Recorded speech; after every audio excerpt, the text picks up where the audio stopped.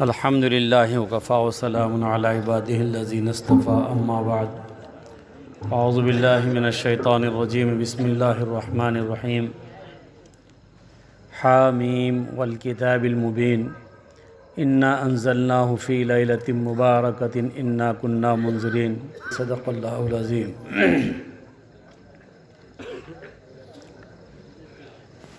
محترم صدر جلسہ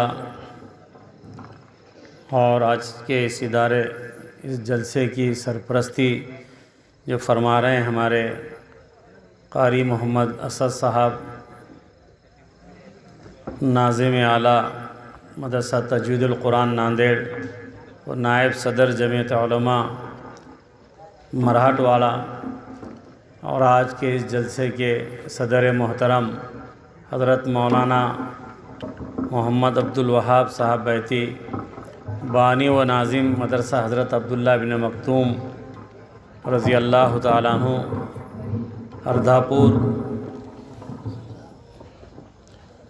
اور دیگر مدرسے کے ذمہ داران، علماء کرام، حفاظ کرام اور معززین شہر جو آج یہاں پر تشریف فرما ہیں۔ دیکھیے، آج مدرسے کا 16واں سالانہ جلسہ ہونے جا رہا ہے، اور یہ بہت ہی بابرکت رات میں ہونے جا رہا ہے۔ یہ بڑی ہمارے لیے سعادت کی بات ہے کہ آج کی جو رات ہے وہ بہت ہی مقدس اور بابرکت رات ہے۔ ابھی ہم سب کے سامنے مدرسے کے بچوں نے اپنے اپنے اعتبار سے تعلیمی مظاہرہ پیش کیا، اور باقی ساری چیزیں ہمارے سامنے ہیں۔ میں اپنی بات کو آگے بڑھاؤں اس سے پہلے ایک چھوٹی سی گزارش آپ سبھی سے، وہ یہ ہے کہ دیکھیے، آج ہم ایک مقدس رات میں ہم جاگ رہے ہیں، اور ایک بابرکت مجلس کے اندر ہم بیٹھے ہوئے ہیں۔ اللہ و نبی صلی اللہ علیہ وسلم کی احکامات اور آپ کے فرمان اور ہدایتیں ہمارے سامنے بیان کی جائیں گی، تو سب سے پہلے ہمارے دل میں ان کی عظمت ہونا بہت ضروری ہے۔ اگر ہمارے دل میں عظمت ہوگی تو پھر جو بات کہی جائے گی وہ ہماری سمجھ میں آئے گی، اور جب بات سمجھ میں آئے گی تو پھر ہمیں اس پر عمل کرنا آسان ہوگا۔ دیکھیے، یہ دینی مجلس ہے، تو دینی مجلس میں ایسا نہیں بیٹھا جاتا جیسے کہ آپ حضرات بیٹھے ہیں۔ تو آپ سے گزارش ہے کہ جو ادھر ادھر بیٹھے ہوئے ہیں، وہ آگے کرسیاں خالی ہے، مدرسے والوں نے بیٹھنے کے لیے فرش کا بھی انتظام کیا ہے، تو آپ ادھر آگے آ جائیے۔ یہ جو کھڑے ہیں وہ آگے آ جاؤ، ادھر آ جاؤ، آگے آ جاؤ۔ کب تک ٹھہریں گے آپ؟ آپ کے پیر نہیں دکھیں گے، ہمارے پیر دکھ جائیں گے۔ اور یہ جو بیٹھے ہیں بھائی، ہم کوئی تھیٹر میں نہیں بیٹھے یا کوئی جو ہے نمائش میں نہیں بیٹھے ہم۔ آپ نیچے آ جائیے، آ جائیے، نیچے آ جائیے آپ۔ ادھر آئیے، جلسہ ادھر ہو رہا ہے، ادھر نہیں، ادھر آ جاؤ، یہاں جگہ ہے، کرسیاں خالی ہے ماشاءاللہ۔ اور جو مسجد میں پیچھے کے حصے میں بیٹھے ہیں، یا جب ان کو بھی میں کیا بتاؤں، دیکھیے بھائی، کم از کم میں ان کو بول رہا ہوں، آپ بغیر بولے کہ تو اٹھ جاؤ، آ جاؤ ماشاءاللہ۔ اب یہ جو ٹیک لگا کے ٹھہرے ہوئے ہمارے جو نوجوان ساتھی ہیں، ان سے بھی گزارش ہے کہ آگے بیٹھنے کا انتظام ہے، وہ آگے آ جائیں بھائی، آ جاؤ آگے آ جاؤ، درمیان میں فاصلہ نہیں رہنا چاہیے۔ صحابہ کرام رضوان اللہ تعالیٰ علیہم اجمعین فرماتے ہیں بھائی ادھر آ جاؤ، رستہ چھوڑ دو، ادھر بیٹھ جاؤ۔ فرماتے ہیں کہ دینی مجلسیں جو صحابہ کرام کی ہوتی تھی تو وہ ایسی ہوتی تھی کہ ان کے اوپر اگر چادر ڈال دی جائے تو وہ چادر جو ہے جھول کہیں نہیں آتا تھا، اتنی وہ مجلس سنجیدگی کی معلوم ہوتی ہے۔ اور یہ مدرسے کے بچے یا اساتذہ جو بھی ہیں ان سے بھی گزارش ہے وہ ادھر آ جاؤ، کوئی انتظام اس وقت کرنے کی ضرورت نہیں ہے، آپ ادھر آ جائیے۔ کوئی مدرسے کے ایک مدرس جا کے ان کو بھائی بیٹھنے کا انتظام کرو نہیں ہے تو ان کو آگے بھیج دیجیے گا۔ دیکھیے بات اگر سلیقے سے سنیں گے تو آپ کو سمجھ میں آئے گی۔ اللہ کے نبی صلی اللہ علیہ وسلم کی باتیں ہو رہی ہیں، قرآن کا پیغام ہم کو سنایا جا رہا ہے، کوئی ادھر بیٹھا ہے کوئی ادھر بیٹھا ہے، تو بھائی یہ تو عظمت کی بات نہیں ہوئی نا، عظمت ہونی چاہیے ہمارے۔ آ جاؤ، یہ گیٹ میں جو ٹھہرے ہیں یا تو گھر چلے جاؤ یا یہاں آ جاؤ، آ جائیے، آ جاؤ، یہ جو ٹھہرے ہوئے ہیں ادھر کرسیاں خالی ہے، آگے آ جاؤ بھائی، آپ جب تک ٹھہریں گے میں بولتے رہوں گا، آپ آ جاؤ آگے۔ یہاں پر کرسیاں بھی آگے اور وہاں پر بچھائت بھی ہے۔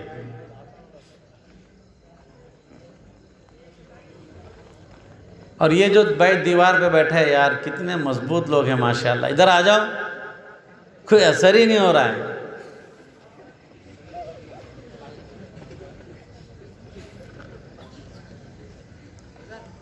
جلسے میں جو ہے اگر آپ قریب ہو کے اطمینان سے سنیں گے تو گھر جانے کے بعد یا صبح میں آپ کہہ سکیں گے کہ جلسے میں گئے تھے اور ایسا ایسا ہوا ہے، نہیں تو ہوگا کہاں گئے تھے کہیں بھی نہیں، اور کیا لائے کچھ بھی نہیں۔ دور مت بیٹھو، سکون سے جتنے قریب بیٹھیں گے نا، نیٹ ورک میں رہنا چاہیے تو باتیں کلیئر ہوتی ہے، موبائل پر بھی ہوتی نہیں ہوتی بھائی۔ اب یہاں بیٹھے نا بھائی، انشاءاللہ بہت لمبی چوڑی تقریر نہیں ہوگی، آپ کی بشاشت کو دیکھتے ہوئے بات ہوگی، آپ کا موڈ سننے کا رہے گا تو ہم یہاں سے سنائیں گے انشاءاللہ۔ اور مجھے محسوس ہوگا کہ بھائی اس وقت موڈ سننے کا نہیں ہو رہا ہے تو میں خود اپنی تقریر ختم کر دوں گا انشاءاللہ۔ لمبی لمبی تقریریں کرنا یہ کوئی کمال نہیں ہے، کمال یہ ہے کہ بات مختصر ہو اور وہ سمجھ میں آ جائے۔ بعض دفعہ تقریر کا بھی شوق ہوتا ہے کہ مجمع بیٹھے نہ بیٹھے، ٹھہرے نہ ٹھہرے، رہے نہ رہے، ہماری مقرر کی تقریر چلتے رہتی ہے۔ ایک صاحب جلسے میں ایسے ہی گئے اور وہ تقریر ہی ختم نہیں کر رہے، بہت دیر ہو گئی ختم نہیں کر رہے تھے۔ ایک صاحب جو ہے ایک اینٹ اٹھا کر لائے اور سامنے ان کے ٹہلنے لگے، تو وہ جو مقرر تھے انہوں نے جب دیکھا اسے تو ان سے کہا کہ ارے بھائی اینٹ رکھ دو، آپ میں تقریر ختم کر رہا ہوں۔ تو اس نے کیا کہا، نہیں آپ تقریر چلنے دیجئے، میں تو ان کو ڈھونڈ رہا ہوں جنہوں نے آپ کو بلایا تھا۔ تو بھائی ہمیں ذمہ داروں کی بھی فکر کرنی پڑے گی، ہمیں بھی فکر کرنی پڑے گی۔ بہرحال یہ تو ایک تھوڑی سی مزاح کی بات تھی تاکہ درمیان میں جو نیند کا ایک غلبہ یا ایک کیفیت تھی وہ کٹ جائے اور ہم اپنی بات کو سننے والے بنے۔ دیکھیے اب مجمع واقعتاً ایسا لگ رہا ہے کہ یہ طلب لے کر آیا، بغیر طلب کے جو ہے نا وہ بات سننے میں مزہ نہیں آتا، اور سنانے والے کے بھائی بیٹھ جاؤ بھائی، یہ ابھی آئے باہر سے بیچارے، اور جو کنارے پہ بیٹھے ہوئے لوگ ہیں جو آنے والے ہیں نا ان کو بٹھا دیجئے آپ۔ دیکھیے اللہ تعالیٰ نے اپنے بندوں پر ہمیشہ انعامات اور احسانات کیے، اور بندوں کے اندر وہ سارے لوگ ہیں جو اللہ کی مانتے ہیں اور وہ بھی سارے لوگ ہیں جو اللہ کی نہیں مانتے۔ اللہ اپنی نعمتیں جو دیتا ہے تو اس کے لیے اللہ کو ماننا ضروری نہیں ہے۔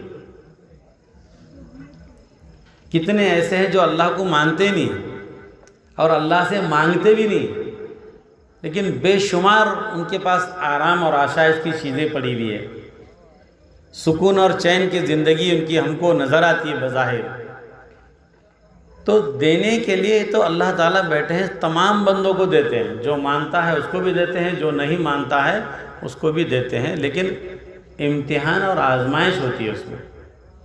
جو اللہ کی مان کر، اللہ کو مان کر اپنی زندگی گزارتا ہے تو اللہ تعالیٰ اس کی دنیا کو بھی خوشگوار بناتے ہیں اور آخرت میں بھی اس کو کامیابی نصیب ہوتی ہے۔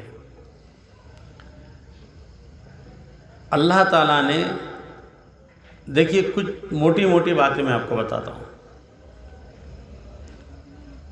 انسان کو جو بنایا نا، انسان دو چیزوں کے مرکب سے بنا ہے، دو چیزوں سے بنا ہے، خیر اور شر، اچھائی اور برائی۔ یہ دو چیزوں کو ملا کر اللہ تعالیٰ نے انسان کو بنایا۔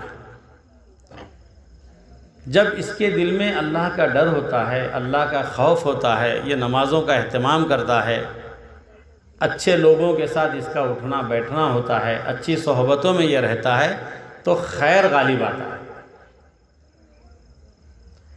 اور جب اس کا اٹھنا بیٹھنا غلط لوگوں میں ہوتا ہے، یہ نمازوں میں کوتاہی کرنے لگتا ہے، یہ شکر کے بجائے ناشکری کرنے لگتا ہے، اور اللہ کے نافرمان اور سرکش بندوں کے ساتھ وہ رہتا ہے، خود بھی وہ نافرمانی اور سرکشی کے اندر مبتلا ہو جاتا ہے، تو پھر اس کے اندر جو شر ہے وہ غالب آ جاتا ہے۔ تو شر اور خیر، یہ دو چیزیں اللہ تعالیٰ نے ہمارے مادے کے اندر رکھی ہے۔ بعض لوگ بولتے ہیں نا کہ بھائی بہت اچھا آدمی ہے، بہت نیک آدمی ہے اور بہت خیر خیرات کرتا ہے، زبان بہت اچھی ہے، معاملات بہت اچھے ہیں، تو آپ اس کی تاریخ اٹھا کر دیکھیے آپ، تو پتہ چلے گا کہ اللہ کا ڈر اور خوف اس کے دل میں ہے، دینی ماحول میں وہ زندگی گزارتا ہے، دیندار لوگوں میں اس کا اٹھنا بیٹھنا ہے، تو وہ ساری چیزیں اس کے سامنے ہونے کی وجہ سے خیر اس کے اندر غالب آ جاتا ہے۔ اور بعض دیکھتے ہیں کہ بھائی نماز کا وقت ہو گیا، اذان ہو رہی ہے، آدھا کلومیٹر دور سے لوگ آدمی چل کر مسجد کے اندر آتا ہے، لیکن 100 میٹر پر بیٹھا ہوا شخص وہ مسجد کے اندر نہیں آتا ہے۔ عام طور پہ ہم یہ دیکھتے ہیں۔ اس لیے ہمیں چاہیے کہ اپنی بیٹھکیں، اپنی نشست و برخاست، اٹھنا بیٹھنا جو ہے یہ نیک لوگوں کے ساتھ رہنا چاہیے، اچھے لوگوں کے ساتھ ہمارا اٹھنا بیٹھنا ہونا چاہیے۔ اگر ہم اچھے لوگوں میں اٹھنا بیٹھنا کریں گے تو اس کا فائدہ یہ ہوگا کہ اللہ اور رسول کی باتیں ہم کو سننے کو ملیں گی، صحابہ کرام کے واقعات ہم کو سننے کو ملیں گے، علماء کرام کے، اولیاء کرام کے، بزرگان دین کے قصے ہم کو سننے کو ملیں گے، تو دل اس سے نرم پڑے گا اور پھر ہم اچھے کام کرنے والے بنیں گے۔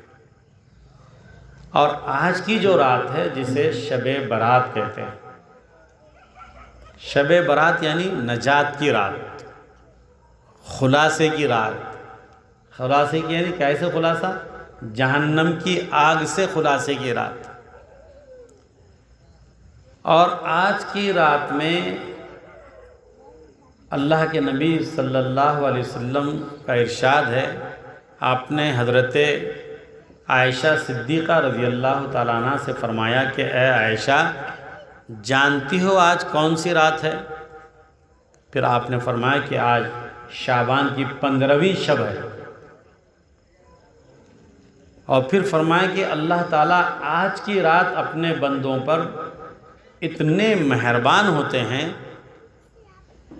اور اپنے گناہگار بندوں کو معاف فرماتے ہیں، ان کی بخشش کے فیصلے فرماتے ہیں، اور پھر تعداد تو جتنی اللہ چاہیں گے اتنی ہے، اس سے زیادہ۔ لیکن ہم لوگوں کو مثال سمجھ میں آئے تو آپ نے فرمایا کہ اے عائشہ، آج کی رات میں اللہ تعالیٰ اپنے بندوں، اپنے گناہگار بندوں کو اتنی تعداد میں معاف فرمائیں گے، ان کی بخشش فرمائیں گے جتنے کہ بنو کلب کی بکریوں کے بال۔ بنو کلب ایک قبیلہ ہے، اس وقت عرب میں سب سے زیادہ بکریاں جو ہے انہی کے پاس ہوتی تھی، اگر اس قبیلے کے علاوہ کسی اور کے پاس اگر بکریاں زیادہ ہوتی تو آپ صلی اللہ علیہ وسلم اس قبیلے کا نام لیتے تھے۔ کثرت بتانا تھا کہ اگر اس سے زیادہ ہوتی تو اللہ تعالیٰ اس سے بھی زیادہ لوگوں کی بخشش فرمائیں گے۔ تو یہ قیمتی رات ہمیں آج نصیب ہوئی ہے۔ کتنے ہمارے بھائی تھے جو گزشتہ 15ویں شب میں ہمارے ساتھ تھے، اب نہیں ہیں۔ آج ہم سب ہیں، ہو سکتا ہے آئندہ شب میں ہم نہ رہیں، بہت سے لوگ نہیں رہیں گے اس میں۔ تو یہ مقدس اور برکت والی رات ہمیں آج نصیب ہوئی ہے، اس کی قدر کرنی چاہیے، اس کی عظمت کرنی چاہیے۔ اب قدر کیا کرنی چاہیے؟ دعاؤں کا اہتمام، ذکر و اذکار کا اہتمام، توبہ و استغفار کا اہتمام، نوافل کا اہتمام، یہ ہمیں کرنا چاہیے۔ انفرادی عبادت جو ہے وہ اللہ کو بہت زیادہ پسند ہوتی ہے۔ اجتماعی عبادت کے مقابلے میں انفرادی عبادت اللہ کو بہت زیادہ پسند ہوتی ہے۔ ایک بادشاہ کے دربار میں اگر کوئی بادشاہ ہم سے کہے کہ ہمارے دربار میں آپ آئیے، کچھ ہم آپ سے خصوصی بات کرنی ہے، آپ ہمارے دربار میں آئیے، یا کوئی بادشاہ ہم سے یہ کہے کہ آپ جو ہے آپ کے کوئی مسئلے ہے تو آپ لے کے آئیے، میں حل کر دوں گا، بادشاہ بہت دور کی بات ہوگی۔ محلے کا کونسلر ہم کو اگر کہہ دے تو ہم ٹائٹ ہو کے چلے جاتے ہیں کہ شاید ہمارا کام بن جائے، ہوتا نہیں ہوتا ایسا۔ تو اب اللہ ہم سے کہہ رہے ہیں کہ آپ آؤ، میں تمہاری ہر فریاد سنوں گا،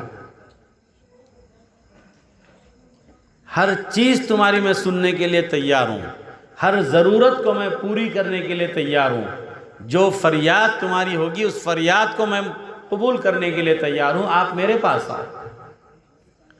تو جب ایسے کسی مخصوص جگہ پہ بلایا جاتا ہے تو اس موقع پر ہم کیا کرتے ہیں کہ ہمارے ساتھ کوئی آنا بھی چاہے اس وقت تو ہم یہ کہتے ہیں کہ ہم کچھ ضروری کام سے جا رہے اور آپ جو ہے 2 گھنٹے کے بعد آئیے یا کل ملیں گے۔ کہاں جا رہے اگر وہ پوچھتا بھی ہے تو نہیں کام ہے ہمارا، کچھ خاص کام ہے، اور اکیلے جاتے ہیں کیوں کہ ہم تاکہ اس کی ساری عنایتیں ہم کو نصیب ہو جائے اور ہمارے دل کا دکھڑا ہم اس کے سامنے رکھیں تاکہ وہ ہماری تمام ضرورتوں کو پورا کر لے۔ تو اللہ تعالیٰ جو ہے چاہتا ہے کہ میرا بندہ میرے دربار میں آئے اور میرے سامنے روئے، گڑ گڑائے، مجھ سے مانگے، میں اسے دینے کے لیے تیار ہوں۔ اب اکیلا بندہ جائے گا تو ظاہر ہے کہ اکیلے کی ملاقات وہ ایک اعزاز ہوتی ہے۔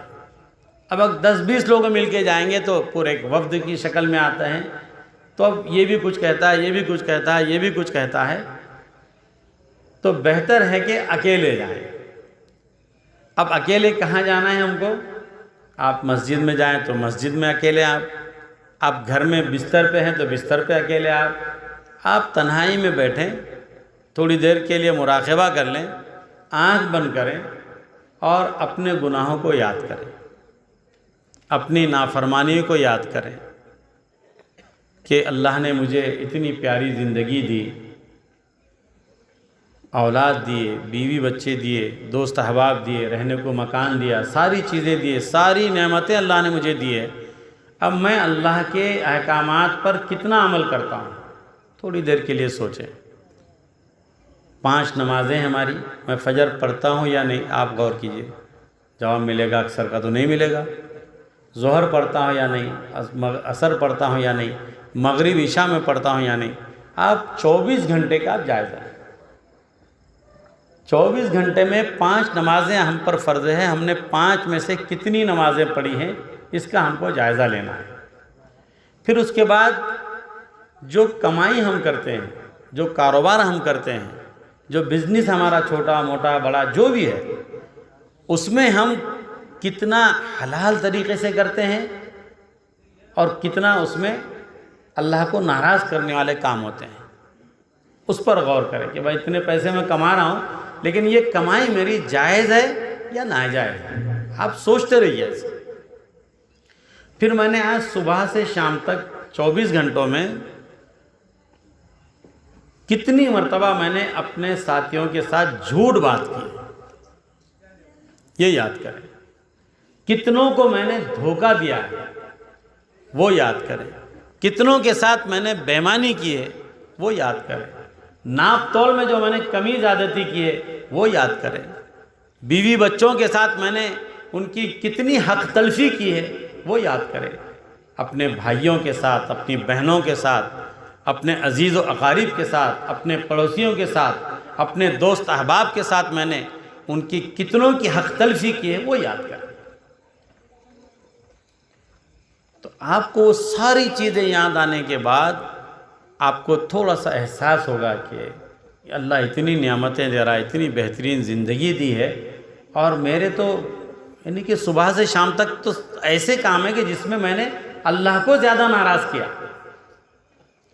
گھر دیا اللہ تعالیٰ نے، کھانے پینے دیا اللہ تعالیٰ نے، گھومنے پھرنے کے لیے اللہ تعالیٰ نے دیا، ساری نعمتیں مجھے میسر ہے، اور میں کتنا اللہ کا نافرمان ہوں۔ جب آپ سنجیدگی سے ان چیزوں پر سوچیں گے اور اللہ سے کہیں گے کہ اے اللہ یقیناً میں بہت گناہ گار بندہ ہوں، بہت نافرمان ہوں، میرے گناہ صرف 24 گھنٹے کے، میری غلطیاں صرف 24 گھنٹے کی، میری تجھ سے نافرمانی صرف 24 گھنٹے کی اتنی زیادہ ہے کہ تو مجھے سزا دینا چاہیے، لیکن اے اللہ تو کتنا کریم ہے کہ تو نے مجھے سزا نہیں دی بلکہ انعامات سے نواز رہا ہے۔ آج مجھے احساس ہو گیا اے اللہ اب میں انشاءاللہ کوئی نماز نہیں چھوڑوں گا، کبھی جھوٹ نہیں بولوں گا، کسی کا حق نہیں دباؤں گا، ہر کام میں صحیح طریقے سے اچھے انداز سے میں کروں گا۔ اور پھر اس کے بعد گناہوں کو یاد کریں، وہ گناہ کو یاد کرنے کے بعد اللہ کی رحمت کو یاد کریں، اور پھر کہیں کہ اے اللہ میں تو گناہ گار ہوں لیکن میں جاؤں کہاں پر؟ بخشنے والے آپ، معاف کرنے والے آپ، تو آپ کے در کے علاوہ میں کہاں جا سکتا ہوں؟ آپ چند آنسو بہائیے، افسوس کیجئے، اور پھر اللہ سے عہد کیجئے، عہد و پیمان کر لیجئے کہ اب ہو گیا، آج کے بعد نہیں ہوگا، کل کے 24 گھنٹے کا جو میرا میں جائزہ لوں گا تو انشاءاللہ اس میں اتنے سارے گناہ نہیں ہیں۔ الکیس من دان لنفسہ، عقل مند آدمی وہ ہے کہ وہ اپنا حساب خود لے لے۔ ایک مقام پر فرما گیا حاسبوا قبل ان تحاسب، کہ تمہارا حساب تم خود ہی لے لو کہ اس سے پہلے کہ تم سے کوئی حساب پوچھ لے۔ اور اللہ جو ہوتے ہیں نا، بندے اور اللہ کے درمیان میں کوئی چیز حائل نہیں ہوتی ہے، مگر توبہ جو چاہیے نا وہ سچے دل سے چاہیے، بالکل سچے دل سے توبہ چاہیے۔ اب ہماری جو دعائیں ہوتی ہے، ہماری جو توبہ ہوتی ہے، وہ ایک پروسیجر پورا کر لیتے ہیں، وضو کرنا ہے وضو کر لیے، نماز پڑھنا نماز پڑھ لیے، دعا کرنا ہے دعا کر لیے، اور دعا بھی ہوتی ہے تو ایسی بے توجہی کے ساتھ، بے خیالی کے ساتھ، اور منہ پہ ہاتھ پھیر کے نکل جاتے ہیں۔ آپ دعا مانگیں نا تو دعا جو ہے یہ مناجات ہوتی ہیں، اللہ تعالیٰ سے بات چیت ہوتی ہے۔ ایک بڑے آدمی احکم الحاکمین مالک الملک ہے، وہ تمام بادشاہوں کا بادشاہ ہے، وہ اس کے سامنے ہم دعا کر رہے ہیں، اس سے ہم مانگ رہے ہیں، تو اس کا ادب ہونا چاہیے، اس کی عظمت ہونی چاہیے، اس کی محبت ہونی چاہیے، اور پھر اس کے بعد جب عظمت، محبت، عقیدت یہ ساری چیزیں آپ کے دل، دماغ اور پورے رگ و ریشے میں چھا جائیں گی، تو پھر جب آپ اللہ سے مانگیں گے نا تو آپ کے رگ و ریشے سے اللہ کے لیے مانگنے کے لیے وہ ساری جو ہے اندر سے آہیں نکلے گی ہماری۔ حضرت عمر فاروق رضی اللہ تعالیٰ عنہ کے دور میں آپ بہت سخت مزاج تھے، بہت اصول پسند تھے، خلاف شرع کسی قسم کی کوئی بات بالکل برداشت نہیں ہوتی تھی آپ کو، اور ہاتھ میں کوڑا لے کر پھرتے تھے آپ۔ تو ہاتھ میں کوڑا لے کر جانے لگے، ایک صاحب ان کے پاس شراب کی بوتل تھی، انہوں نے دیکھ لیا کہ حضرت عمر آ رہے ہیں رضی اللہ تعالیٰ، تو فوراً انہوں نے وہ بوتل کو اپنے تھیلی میں ڈال دیا اور چھپا دیا، اور یوں سمجھا کہ اب دیکھا نہیں انہوں نے، لیکن حضرت عمر رضی اللہ تعالیٰ عنہ نے دیکھ لیا تھا۔ وہ آئے اور زور سے گرجے، کیا تھا ہاتھ میں، کیا چھپا رہے ہو؟ اب جب وہ ادھر سے آ رہے تھے حضرت عمر فاروق، اور جب دیکھا کہ میری طرف آ رہے تھے، تو اب پورا دھیان، پوری توجہ اس کی اللہ کی طرف ہو گئی، اور اللہ سے کہا کہ اے اللہ عمر کے عتاب سے بچا لے، عمر کے غصے سے مجھے بچا لے، میں سچے دل سے توبہ کرتا ہوں، آئندہ کبھی شراب نہیں پیوں گا، کبھی نہیں پیوں گا اللہ، بس مجھے اس دفعے مجھے اس سے بچا لے، میں سچے دل سے توبہ کرتا ہوں۔ اور یہ اللہ سے بات چیت ان کی چل رہی ہے، اور حضرت عمر فاروق رضی اللہ عنہ قریب آئے اور پوچھا کہ کیا بات ہے، کیا تھا تمہارے ہاتھ میں، کیا چھپایا تھیلی میں تم نے؟ تو یہ گھبرا گئے اور کہا کہ امیر المومنین اس میں سرکہ ہے، سرکہ یعنی جو پہلے نبی کریم صلی اللہ علیہ وسلم صحابہ کرام سرکہ بہت استعمال کیا کرتے تھے، ابھی بھی ہوتا ہے لیکن کم ہوتا ہے، سالن کے طور پہ بھی استعمال کیا جاتا تھا۔ تو کہا کہ سرکہ ہے۔ حضرت عمر نے فرمایا کہ اچھا لاؤ بتاؤ۔ اب ڈر اور خوف اور تعلق پورا اللہ سے جڑا ہوا، اندر سے جب بوٹل نکالی تو واقعتاً اس میں سرکہ تھا، شراب کی بوٹل تھی وہ، لیکن اللہ سے اس نے تعلق جوڑ لیا اور سچے دل سے اس نے توبہ کی۔ یہ وہ لمحہ ہوتا ہے۔ حضرت عمر نے کہا سرکہ ہے۔ اب وہ زار و قطار رونے لگے کہ میرے مولا کتنا پردہ کرتا ہے میرے عیبوں پر، کتنا غفار ہے تو، کتنا غفور و رحیم ہے۔ تو اللہ تو انتظار کرتے ہیں کہ آؤ میرے پاس، منتظر رہتے ہیں۔ اور ایک گناہگار بندہ، ایک بھٹکا ہوا بندہ جب گناہوں کی دلدل سے نکل کر اللہ کی طرف آتا ہے اور گناہوں سے سچے دل سے توبہ کرتا ہے تو اللہ تعالیٰ کو اس کی بے انتہا خوشی ہوتی ہے۔ نبی کریم صلی اللہ علیہ وسلم نے صحابہ کرام کو اس گناہگار بندے کے آنے سے جو اللہ کو خوشی ہوتی ہے اس سلسلے میں ایک واقعہ سنایا، مثال دینے کے لیے۔ کیا کہا کہ دیکھو ایک مسافر عرب کے صحرا میں اونٹ کی سواری کر رہا تھا۔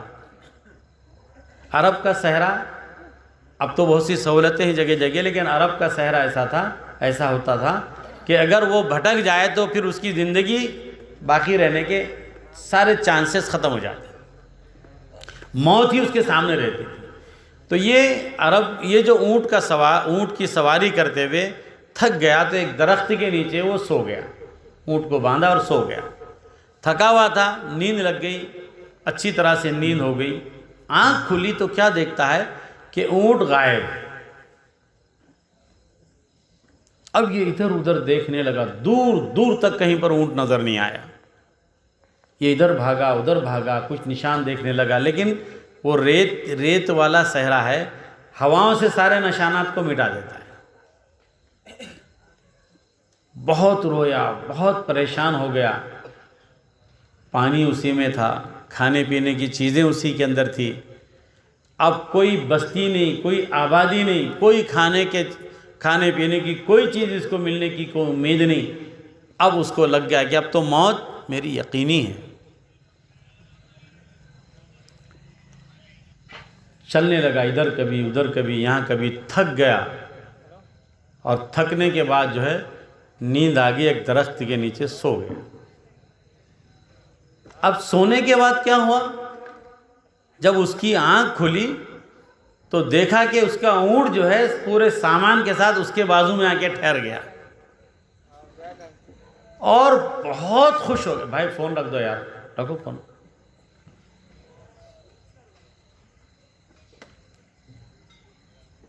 اور بہت خوش ہو گیا، اور خوشی کی اس کی کوئی انتہا نہیں رہی۔ اللہ کے نبی صلی اللہ علیہ وسلم خود واقعہ سنا رہے ہیں صحابہ کو کہ جب اس کا اونٹ آیا، اب دیکھیے کہ سارے آثار ختم ہو گئے تھے، ملنے کی امید بالکل ختم ہو چکی تھی، اور چل پھر کے تھک چکا تھا۔ اب جب اس کا اونٹ آیا اور زندگی کی ایک نئی زندگی اس کو نظر آنے لگی اپنی، بہت خوش ہو گیا، اور خوش ہو کے اللہ سے کیا کہنے لگا؟ اے اللہ تو بہت اچھا ہے، تو میرا بندہ ہے، میں تیرا رب ہوں۔ کہنا کیا چاہیے تھا؟ میں تیرا بندہ ہوں اور تو میرا رب ہے، لیکن خوشی میں اس کو کچھ سجھائی نہیں دیا، کہنے لگا اللہ میں تیرا رب ہوں اور تو میرا بندہ ہے، بہت اچھا ہے۔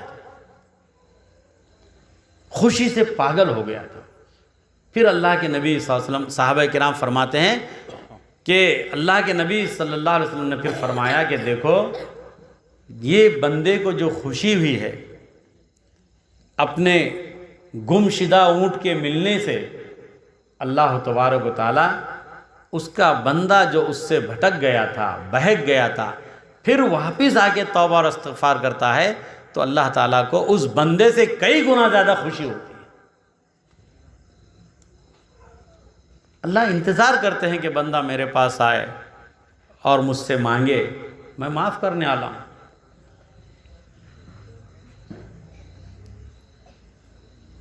نبی کریم صلی اللہ علیہ وسلم نے ایک حدیث میں فرمایا کہ میدان حشر میں اللہ تعالیٰ وہاں پر بھی رحم کا معاملہ فرمائیں گے، اور جہاں پر عدل آ جائے گا تو پھر عدل ہوگا، وہاں پر انصاف ہوگا وہاں پر۔ تو فرمایا کہ ایک بندے سے کہا جائے گا کہ چلو پڑھو تمہارے نام اعمال کو، پڑھو تمہارے نام اعمال کو۔ وہ گناہ گار بندہ ہوگا، اس کا نام اعمال ہاتھ میں دیا جائے گا تو بڑی بڑی نیکیاں، چھوٹے گناہ، بڑے گناہ سارے اس کے اندر درج ہے۔ اللہ کہیں گے پڑھو، تب وہ پڑھے گا۔ اب شرم کے بارے میں، حیا کے بارے میں کیا کرے گا؟ وہ چھوٹے چھوٹے گناہ پڑھے گا، بڑے بڑے گناہ نہیں پڑھے گا، چھوٹے چھوٹے گناہ پڑھے گا۔ اللہ تعالیٰ کہیں گے جاؤ، میں نے تم کو معاف کر دیا۔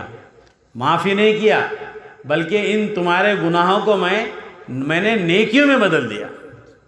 تو بندہ کہے گا اللہ ابھی تو بڑے بڑے گناہ پڑھنا باقی ہے، ابھی میں نے پڑھے نہیں ہے۔ تو حدیث میں آتا ہے کہ صحابہ کرام فرماتے ہیں کہ جب آپ یہ سنا رہے تھے تو آپ کو ایسی ہنسی آئی کہ آپ کے جو ہے داڑھ مبارک نظر آ گئی، کہ جب اللہ تعالیٰ نے کہا کہ تیرے گناہوں کو میں نے نیکیوں میں بدل دیا تو فوراً بندے نے کیا کہا کہ ابھی بڑے بڑے گناہ میں نے پڑھے نہیں۔ تو اللہ تعالیٰ جو ہے نا بخشش پر جب آتے ہیں تو بالکل جب دینے پہ آپ اللہ کہتے ہیں مانگو مجھ سے۔ وَإِذَا سَأَلَكَ عِبَادِي عَنِّي فَإِنِّي قَرِيبٌ، اللہ تعالیٰ قرآن پاک میں فرمانے کہ وَإِذَا سَأَلَكَ عِبَادِي، اے میرے محبوب جب میرے بندے میرے بارے میں تم سے پوچھیں میں کہاں ہوں، تو آپ کو انی قریب، میں تمہارے بالکل قریب ہوں۔ اور ایک مقام پر فرمایا کتنے قریب؟ نحن اقرب الیہ من حبل الورید، میں تمہاری شہ رگ سے بھی بہت قریب ہوں۔ خانہ کعبہ میں طواف چل رہا تھا، ایک صاحب نابینا تھے، حجاج بن یوسف بھی طواف میں تھے، اور یہ نابینا دعا کر رہے تھے اللہ مجھے آنکھیں دے دے، اللہ مجھے آنکھیں دے دے۔ تو وہ ایک چکر، دو چکر، تین چکر میں جب دیکھا کہ وہ نابینا اللہ سے آنکھیں مانگ رہا ہے، وہ کہتا اللہ مجھے آنکھیں دے دے، اللہ مجھے آنکھیں دے دے، اللہ مجھے آنکھیں دے دے۔ تو حجاج بن یوسف رکے، بولے کیا مانگ رہا ہے یہ؟ کہا میں حجاج بن یوسف ہوں، اگر اب اس کے طواف ختم ہونے پر اسے اگر آنکھ نہیں ملی تو اس کی گردن اڑا دینا باہر لے جا کے۔ اب وہ پریشان ہو گیا کہ بھئی حجاج بن یوسف کا فرمان ہے اور تو میری گردن جانی ہے۔ اب پورا دھیان، پوری توجہ اللہ کی طرف کہ اللہ مجھے آنکھیں دے دے، اے اللہ میں تو میری موت ہے بس۔ اب پوری طرح سے رو کر گڑ گڑا کر اللہ اور بندے کے درمیان کی ساری چیزوں کو ہٹا کر براہ راست اللہ سے اپنا رابطہ جوڑا اور اللہ سے رو رو کے معافی مانگی۔ ایک چکر طواف کا ہوا، اس کی آنکھیں اللہ تعالیٰ نے دے دی۔ تو اللہ کو مانگنے کے طریقے سے مانگنا چاہیے، ہم نہیں مانگتے ویسے۔ تو آج کی جو رات ہے اللہ تعالیٰ فرماتے ہیں کہ بنو کلب کی بکریوں کے جو بال ہیں اس سے بھی زیادہ گناہ گاروں کو ہم آج کی رات میں بخش دیں۔ ایک بکری پر خالی آپ ہاتھ رکھو، کل صبح میں تجربہ کر کے دیکھ لو آپ، اور ہاتھ رکھ کے اس ہتھیلی کے نیچے کتنے بالیں گنو، آپ گن نہیں سکتے ہم۔ تو اتنی ساری بکریوں کے بالوں کے برابر اللہ تعالیٰ گناہ گاروں کو معاف فرمائیں گے۔ تو اتنی کرم اور اتنی نوازش اللہ تعالیٰ ہمارے ساتھ فرما رہے ہیں، اور ہم کیسے بندے ہیں؟ ہم اس رات کی قدر نہیں کرتے، توبہ نہیں کریں گے، معافی نہیں چاہیں گے، نماز نہیں پڑھیں گے، دعا نہیں کریں گے، بس تھوڑی دیر جاگ لیے، بیٹھ لیے اور پھر چلے گئے۔ اور بچے ہمارے تو بیچارے پورے رات روڈوں پہ شرارتیں کرتے رہتے ہیں۔ اور اصل میں شرارتیں بھی کیوں کرتے ہیں؟ بچپن ہی سے کیا کہا جاتا ہے کہ بھئی جاگنے کی رات ہے، جاگنے کی رات ہے، تو سب جاگتے رہتے ہیں۔ بچوں کو یہ نہیں کہا جاتا عبادت کی رات ہے۔ ہم کیا بولتے ہیں؟ بڑی رات ہے، جاگنے کی رات ہے۔ بچے بولتے ہیں ٹھیک ہے بھائی جاگو، چیخ پکار کرتے ہوئے جاگو، لائٹاں پھوڑتے ہوئے جاگو جاگو۔ تو ہمیں بھی ہمارے بچوں کو پہلے بٹھا کے گھر میں بولنا چاہیے کہ بیٹے 15ویں شب آنے والی ہے، اور یہ بہت بڑی رات ہے، مقدس رات ہے، عبادت والی رات ہے۔ اللہ تعالیٰ بہت مہربان رہتے ہیں، ایک لمحہ ضائع نہیں کرنا، اور عبادت کرنا، اللہ سے مانگنا، توبہ استغفار کرنا۔ ہم بچوں کو کہیں گے اور خود بھی ہم بیٹھیں گے جا کے اللہ کے دربار میں، تو یہ بچے بھی ہمارے ساتھ بیٹھیں گے۔ اتنے سارے گناہگار بندوں کو اللہ تعالیٰ معاف فرمائیں گے، لیکن فرمایا کہ کچھ ایسے بدبخت اور کچھ ایسے بدنصیب بھی ہوں گے ہیں کہ آج کی اتنی مقدس رات میں اللہ تعالیٰ ان کی بخشش نہیں فرمائیں گے۔ اللہ اتنے مہربان ہیں، اس کے باوجود فرما رہے ہیں کہ کچھ ایسے بدبخت لوگ ہوں گے جن کی بخشش اس رات میں بھی نہیں ہوگی۔ اب وہ کون کون ہے بھائی؟ غیبت کرنے والا، چغلی کرنے والا، شراب پینے والا، زنا کرنے والا، ماں باپ کو تکلیف دینے والا، رشتوں کو توڑنے والا۔ اب ہم غور کر لیں گے بھائی ان جتنے نام ہمارے سامنے آئے ہیں، ان میں سے ہم میں کوئی چیز ہے؟ غیبت اور چغلی تو ہمارے لیے ہم تو بولتے ہیں غیبت چغلی نہیں ہے، یہ تو کمال ہے ہمارا، یہ فن ہے ہمارا، یوں چٹکیوں میں بیوقوف بنا دیتے ہیں۔ میرے دوستو یہ فن نہیں ہے، یہ گناہ ہے۔ غیبت اور چغلی کرنے والا، کینہ اور کپٹ رکھنے والا، اللہ تعالیٰ اس کو معاف نہیں فرمائیں گے۔ رشتوں کو توڑنے والا، اللہ اس کو معاف نہیں فرمائیں گے۔ شراب پینے والا، اللہ اس کو معاف نہیں فرمائیں گے۔ زنا کرنے والا، اللہ اس کو معاف نہیں فرمائیں گے۔ کتنے ہمارے ایسے لوگ ہیں کہ جو بہت سی گناہوں میں ملوث ہیں، لیکن ان کو احساس نہیں ہے کہ ہم اتنے بڑے گناہ کے اندر ملوث ہیں، احساس نہیں ہے۔ بے حیائی ہماری اتنی بڑی ہوئی ہے کہ ہمیں پتہ ہی نہیں چلتا کہ ہم بے حیائی کا کام کر رہے ہیں۔ لوگ کہہ رہے ہیں یہ فیشن ہے۔ حالات دن بدن بد سے بدتر ہوتے جا رہے ہیں، اتنے ہی ہماری اخلاقی اعتبار سے دن بدن گرتے گرتے نیچے چلے جا رہے ہیں۔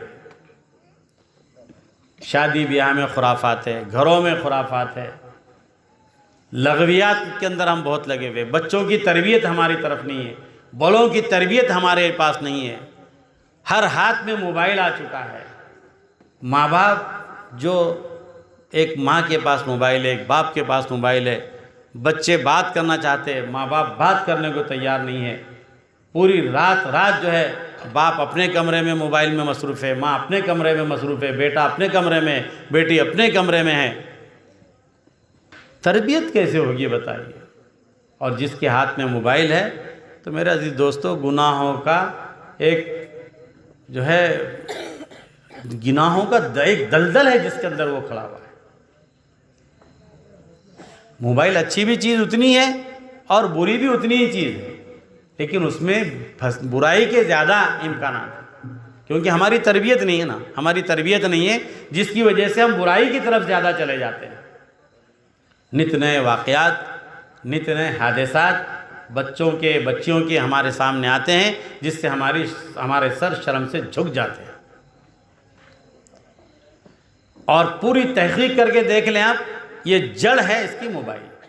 تو بہرحال کافی طویل بات ہوتی جا رہی ہے، تو مختصر یہ ہے کہ بھائی یہ رات شب برات ہے، اور اس میں خوب اللہ سے مانگنا چاہیے۔ اللہ تعالیٰ معافی کے فیصلے کرتے ہیں۔ اچھا، اس رات میں اور کیا ہوتا ہے؟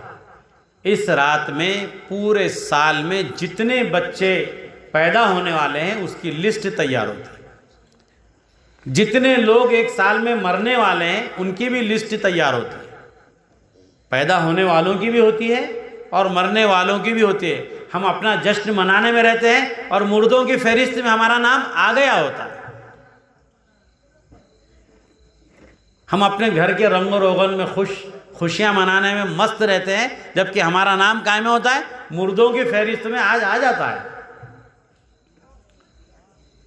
رزق جو سال بھر کا ہوتا ہے، اللہ تعالیٰ آج اس کے فیصلے کرتے ہیں کہ کس کو کتنا رزق دینا ہے، کوٹا تقسیم ہوتا ہے آج۔ اللہ تعالیٰ فرمانا ہے کہ آج کی رات میں ان تمام چیزوں کے ہم فیصلے کرتے ہیں۔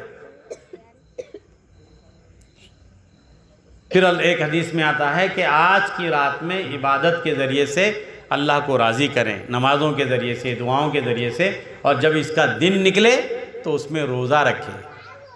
اللہ کے نبی صلی اللہ علیہ وسلم فرماتے ہیں کہ جب میرے نام اعمال پیش ہو، میرا حساب کتاب پیش ہو، تو میں روزے کی حالت میں رہوں۔ اس لیے 15ویں شعبان کا روزہ رکھنا مستحب اور مسنون نفل روزہ ہے۔ رات میں عبادت کریں، اور رات کی بھی میں آپ کو ایک ترتیب میں بتاتا ہوں بھائی۔ دل میں طبیعت میں بشاشت ہے تو آپ وضو کیجئے، اللہ کے دربار میں جائیے، گھنٹوں مت بیٹھیے، آپ اتنی ہی دیر بیٹھے جتنی دیر آپ کی طبیعت میں بشاشت ہے۔ تلاوت کیجئے، دعا اذکار کیجئے، جو ہے درود شریف پڑھیے، اور اللہ سے مانگیے۔ نیند آ رہی ہے تو پھر آپ جا کے سو جائیے، اور دعا کر کے سو جائیے کہ اللہ مجھے تہجد کے وقت اٹھا دے۔ پھر تہجد میں اٹھ کے پھر آپ عبادت میں لگ جائیے، تو انشاءاللہ جو آپ سوئیں گے نا، صبح میں تہجد میں اٹھنے کی نیت کر کے جو آپ سو رہے ہیں، تو یہ سونا بھی آپ کا عبادت میں شمار ہوگا۔ اور بہت سے لوگ یہ کہتے ہیں کہ بھائی اطمینان سے بیٹھ کے سکون سے عبادت کریں گے۔ وہ اطمینان اور سکون کرتے کرتے 11، 12، 1، 2 بج جاتے، بولتے بھائی آپ تو نیند آ رہی ہے، دیکھیں گے بعد میں۔ جو موقع ملا، جب ملا، جہاں ملا، وہ ہمارے لیے غنیمت ہے۔ عبادت کے لیے مسجد ضروری نہیں، آپ گھر میں بھی بستر پہ بھی بیٹھے بیٹھے اپنا تعلق اللہ سے جوڑ سکتے ہیں آپ۔ لیکن مسجد چونکہ یہ انوار و برکات ہوتی ہے، ایک ماحول ہوتا ہے، آپ یہاں بیٹھیں گے تو غیر ضروری خیالات دل میں نہیں آتے، اور یہاں بیٹھ کر جو ہے آپ اللہ کے اور قریب ہو جائیں۔ تو بہرحال اللہ تبارک و تعالی ہم سب کے بیٹھنے کو قبول فرمائے، اور آپ سبھی کو اللہ جزائے خیر عطا فرمائے کہ آپ سے میں نے گزارش کی تھی، آپ بڑے سکون سے، اطمینان سے اپنے ساری باتیں سنی۔ آپ بھی محتاج ہے، میں بھی محتاج ہوں، ہم سبھی محتاج ہیں، اور خاص طور سے جو ملک کے نہیں بلکہ پورے عالم کے جو حالات بدل رہے ہیں، آج کی رات میں اللہ سے دعا کریں کہ اللہ ہم تمام پورے عالم کے مسلمانوں کے لیے، بلکہ پورے عالم کے انسانوں کے لیے ہم دعا کریں کہ اللہ جو نفرتوں کے بیج بوئے جا رہے ہیں، اللہ ان کے دلوں میں تو ہمدردی کو ڈال دے۔ جو اسلام کو ختم کرنا چاہ رہے ہیں، اللہ ان کو اسلام کا پاسباں بنا دے۔